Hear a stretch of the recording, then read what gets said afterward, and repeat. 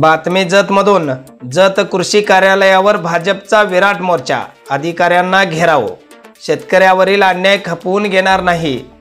माजी सभापती तमनगौडा रवी पाटील यांची माहिती.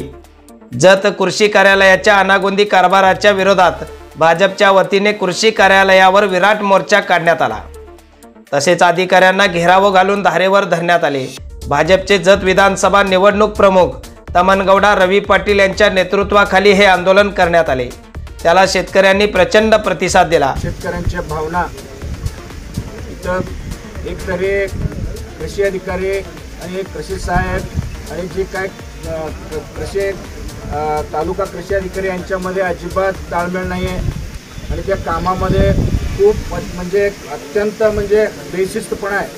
आणि त्या तालुक्यामध्ये जे काय लोकप्रतिनिधी आहेत त्यांचे आणि कृषी विभाग आणि इतर विभागाचा काही ताळमेळ दिसत नाही.